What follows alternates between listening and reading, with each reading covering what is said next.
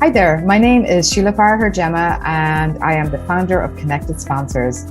In the following podcast, I talk about sponsorship and how to find sponsors, how to manage them, and how to create those amazing strategic partnerships and win-win relationships with them so that keeps them coming back time after time again. If you want to hang out with me more, you can find me on my free Facebook page. It's called How to Find and Manage Sponsors. On there, we have like a very active community of people who are working on sponsorship and looking to have success with sponsorship. See you there. Bye now. Hey there, welcome to another episode of the Sage Mindset Podcast. I'm excited to be with you here today. I'm your host, Kyle Gillette, the owner of Gillette Solutions and the creator of the Sage Framework. What is the Sage Framework? It's the idea that all great leaders are Sage leaders. What that means is that they are self-aware, that they have powerful accountability in their life and their business. They have a growth mindset, and they empower those around them to greater levels of success. In today's episode, I'm excited to bring to you Sheila Gemma, and she is going to drop some wisdom on you. She's going to be super helpful for you. I guarantee that. She moved to the United States in 1989 for a job in Boston.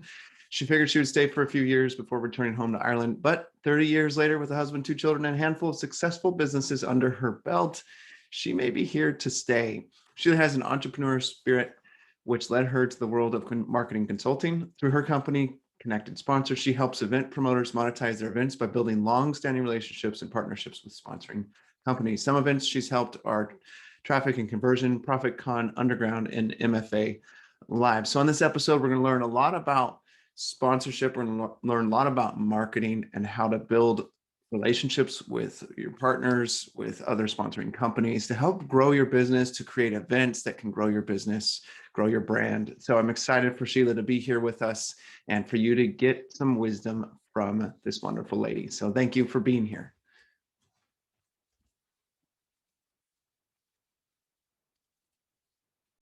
Okay, everybody.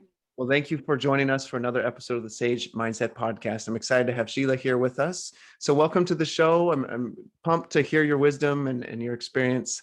So welcome. Thank you. Thank you. I'm really happy to be on here. Thanks so much, Kyle, for inviting me. And I'm really looking forward to the conversation we're about to have.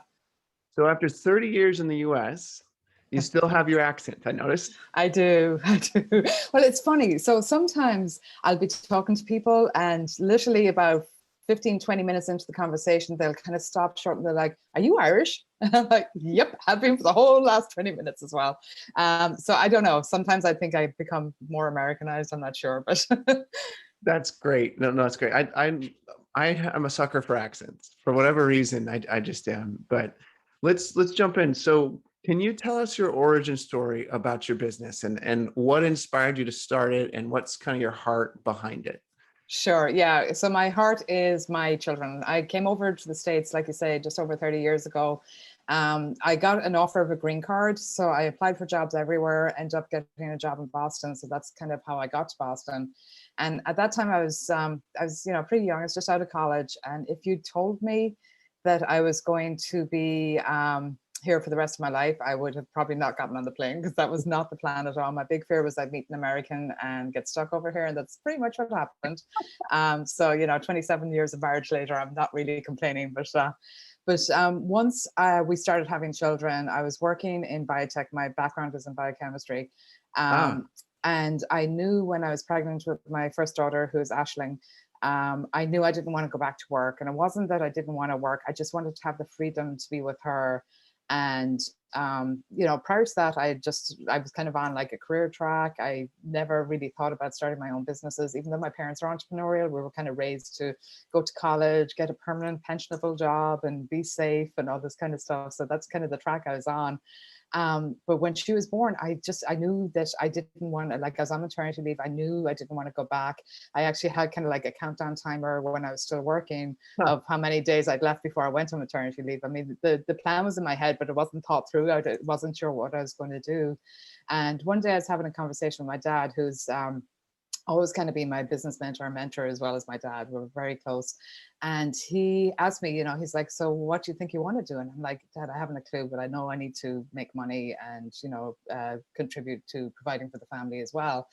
And he had a friend in California. They were living in California by this time. He had a friend in California who did remanufactured toner cartridges. And this is back in 1996, before those were even really a thing. Ah. And he's like, why don't we set up for you to meet him? And maybe he can get you trained up on how to do that. And you can start that business. And I'm like, really?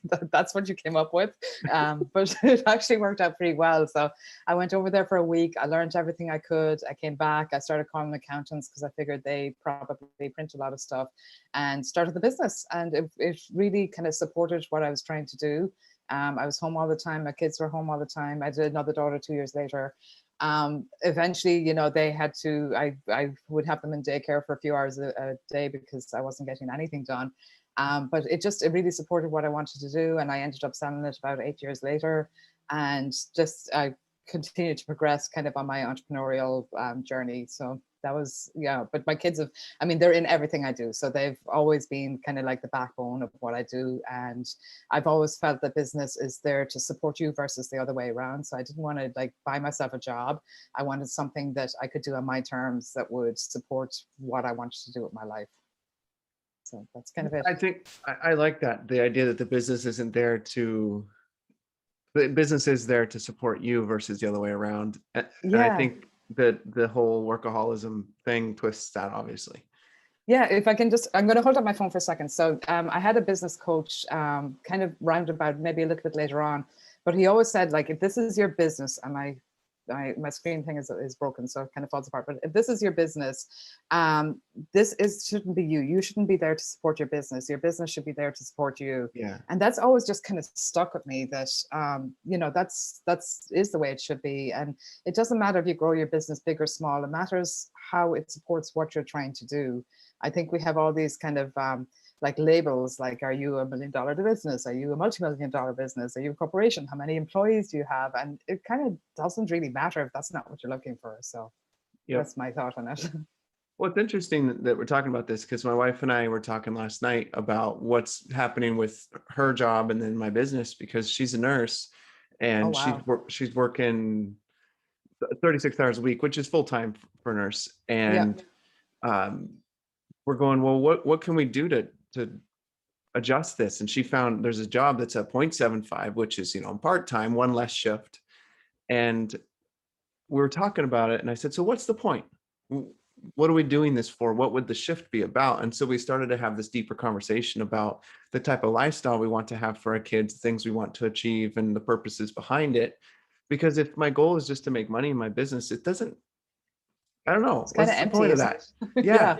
But if it's like, well, we want to be able to take road trips and go biking and go to skiing and all these things, which is some of the things we like to do, then now I have a reason to earn the income. I have a reason to get new clients, and it makes it way more rewarding. So it's exactly what you're saying. It's put the way you put it is so elegant, I guess is the right word.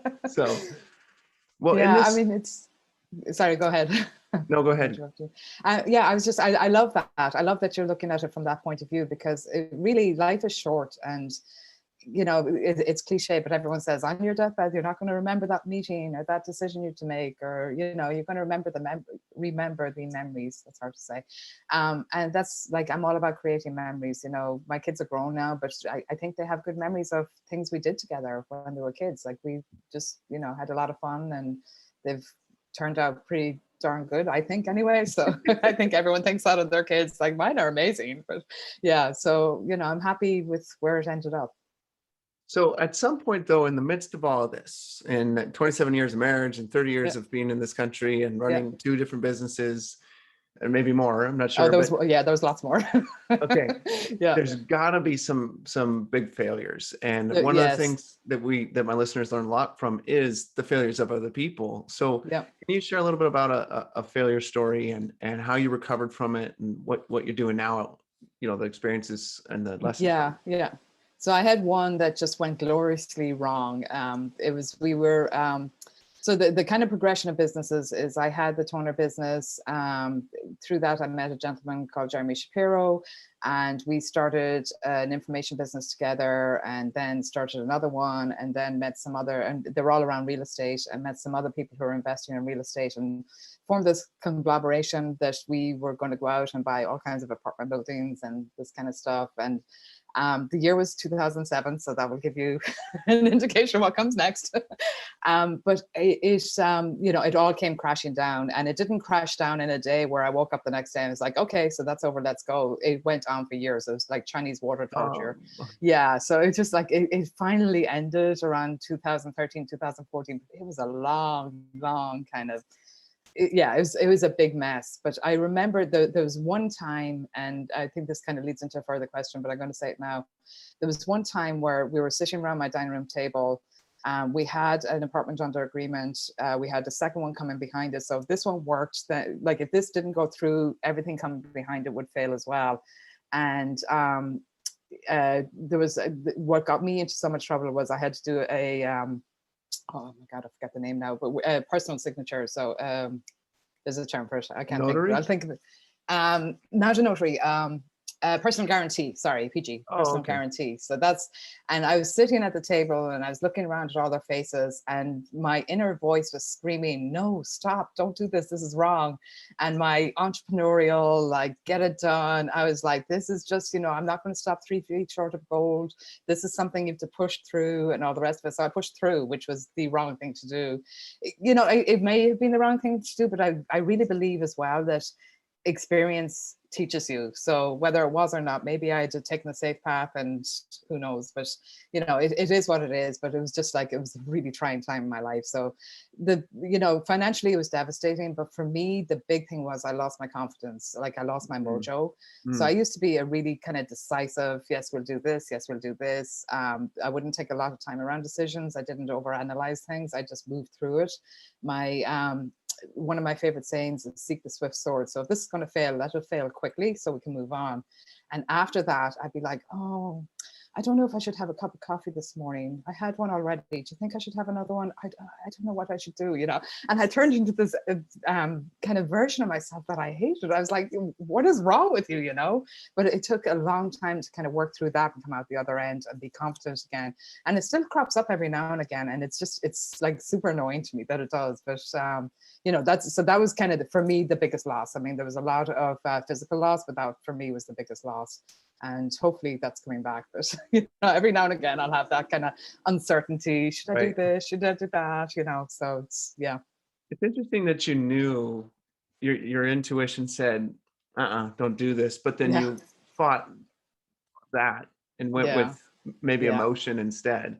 Yes. And I think maybe even a little bit of ego. I'm not sure. There was something in there that was like took charge. Yeah. I think some people connect emotion and intuition too closely. They're very different. And I learned that emotion is emotion. We know what that is. Like we just know what that is. But intuition, a lot of people don't really understand. And I heard what I thought is a great definition. And the definition was higher level pattern recognition is how it was described. So you see the higher level patterns that are going on, and you might do it instantly and not even know why you noticed it. But that's the way that it was described. There's a higher pattern that was noticed. And it's like your subconscious takes it all in and notices that these things don't line up, or they do line up, and your intuition pushes you or pulls you back. Just depends on situation. But when I heard that, I was like, okay, now I kind of get why there's moments when I have intuition moments with my clients or my own life, and you end up saying that thing or not saying that thing, and then you're right, and it's really cool. Yeah. Exactly. Yeah. It definitely is interesting, because the whole other conversation going on in my head was like, this is just another challenge. This is just, this is where you have to stand strong. This is where you have to have faith in yourself and push forward. And, I probably should have taken a minute to think more, but I didn't. I was just like, I'm an entrepreneur. I'm a Wonder Woman. I'm going to do this. And yeah. But like you said, your attitude about it is just, wonderful, because it happened and you move on and you do what you need to as a result of it. Exactly. So obviously this is a learning lesson for you. And when you think about all the things that you've learned or you'd like to learn in your career, in your life, What is the one skill or a couple skills that you really want to master? Yeah. So again, going back to the quick decision, quick decision happens in a lot of things. So if we're having a conversation and maybe it's a bit contentious, I'm going to probably not listen to everything you're saying and just kind of come up with the answer in my own head and shoot back at you. Whereas, now I'm trying to just step back a little bit and seek to understand. So when you just said that, what exactly did you mean by that? And I found that has helped me a lot as well, to ask questions rather than react immediately, because I kind of formed the story in my own head, which may not be the story that you just told me. It's just, and it may become, it's probably, I'm sure, I'm not a psychologist by any means, but it's probably coming from prior experiences or the soundtracks in your head or whatever. So just kind of like take that, like almost like physically taking a step back and just say, okay, so Kyle just said this. Let me just ask this follow-up question to see if that's actually what he meant, or is he just not even thinking what I'm thinking in my head? Yeah, and that is a really difficult skill, because when you're in the moment, it's difficult to step back and go, wait, I'm assuming something here. Right, Wait, exactly. I actually misunderstood that person. And that's, that's the S in Sage. That's the self-awareness piece of Sage. The more you're aware of the way you are responding physically, mentally, to the person, the better you're going to communicate and the more clear things are going to be. Exactly, because like you're in this environment where it's just all you, this is your head. And sometimes you just have to kind of step out of that a second, because like, I don't know what's going on in your head. I can't read your mind, but I can probably drill down a little bit more and kind of get a better understanding of where you're coming from. That's very funny to me. You said you're in this environment and it's you, and it's true, and you cannot get out of that environment. It is No, you can't impossible. escape it. You can kind of try to reach out of it, and questions is a fantastic way to do that. And like you said, stepping back is a fantastic way to do that. But you're still stuck, man. You're still stuck in your own environment. I'll get out of here eventually, but I don't know if I like that either. So and here's the deal. We might as well enjoy that environment as much as possible, right? Create an environment within ourselves that we can enjoy as much as possible and be happy within it, because that's going to make things a heck of a lot better. So here's a challenging question for you. Okay. Smash all of your life experience, all of your business experience into 3 powerful lessons for us. And you've got 5 minutes to do it. No, I was kidding. Can you share just some insights that really jump out to you from your experiences? Okay, so I think listen to your intuition, which I've always kind of done. I just got it wrong that time and probably other times as well. But like, listen to your intuition. Try and, for me, take a moment, and this might be opposite for some of your listeners who maybe, agonize over decisions for a long time. Then I'd tell them to try and seek the swift sword and just go quicker. But find that balance of enough time to think about it without overanalyzing it. And just be confident. Like, sometimes our self-talk is really detrimental. The things we're saying to ourselves in our head, is like, you'd never say that to somebody else. So why are you being so mean to yourself? So just kind of be confident. When you're not feeling that confidence, look back on the things you've achieved. You've achieved so many things. And just kind of move forward with that. I guess it would be it. I think that's 2. I don't know what a third one would be. The third one is just, I guess, have fun. Like, I started this business for it to support me. There are days I forget that, and I'm like, I have a back-to-back schedule. I'm freaking out. I'm stressed. It's like, hang on a minute, this is supposed to support me. What am I doing here? So just, give yourself a break every now and again as well. I think as business owners, as entrepreneurs, it can be a very lonely type of place, because you can't talk to your staff about the issues you're having because they're going to leave. You can't talk to your vendors, because they'll be like, okay, so that line of credit, we're going to pull that back a little bit because it sounds like you're having a bad day. So just, form connections with peer groups, and just be kinder to yourself, go a little easier on yourself as well. Yeah, it is so easy to beat the crap out of ourselves, isn't it? Yeah. Absolutely. So easy. So I'm a little bit curious for the listeners. Can you tell us a little bit about your current business and Sure. Yep. what you do, and what would you say is unique about your version of this type of business? So what I do is I specialize in sponsorship. So I help mainly platform owners. So somebody who has events or podcast or an info marketing business or a newsletter, anything like that. I help them to find sponsorship, but not just like somebody who's just going to cut a check, but like a really aligned sponsorship. Because I believe that when somebody comes to listen to your podcast, they're looking for some sort of transformation. So, the people that you interview are going to help with that. There's your teachings that are going to help with that.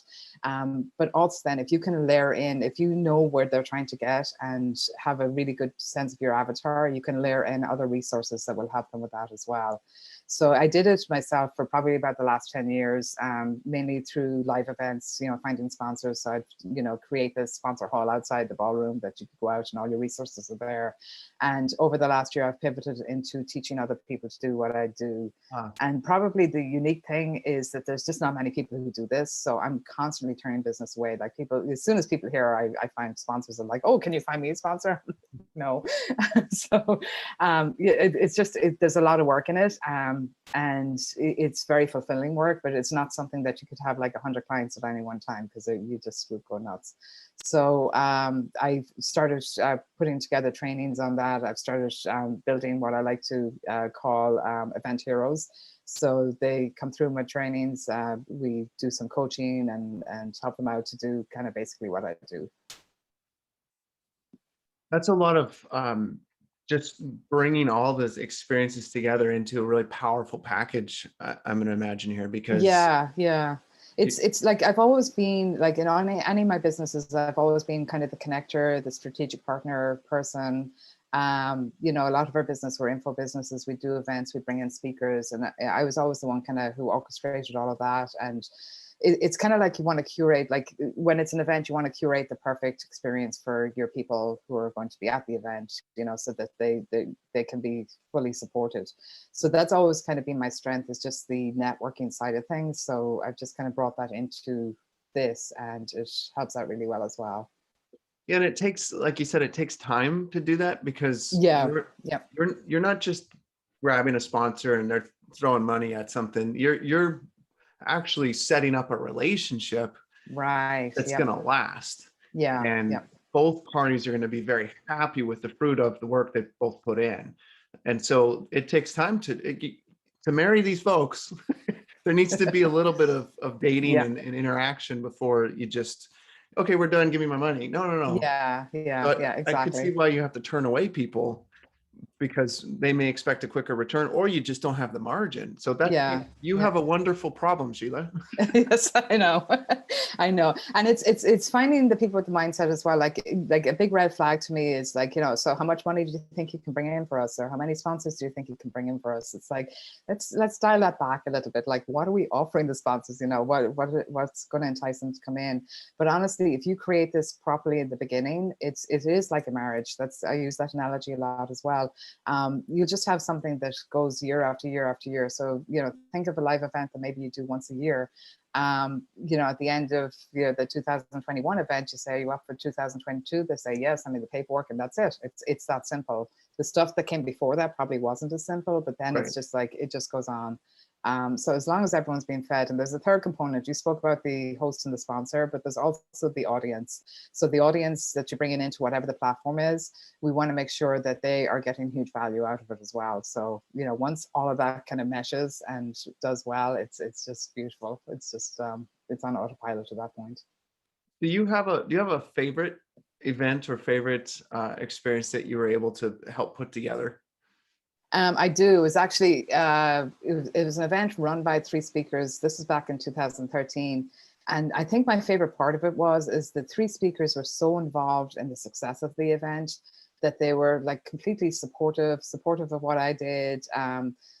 They ended up doing a lot of my job for me, and then turn around and say, oh my God, you're amazing. Thank you for doing this for us. And I'm like, well, you guys are actually doing a lot of this, but they just they were really bought into it.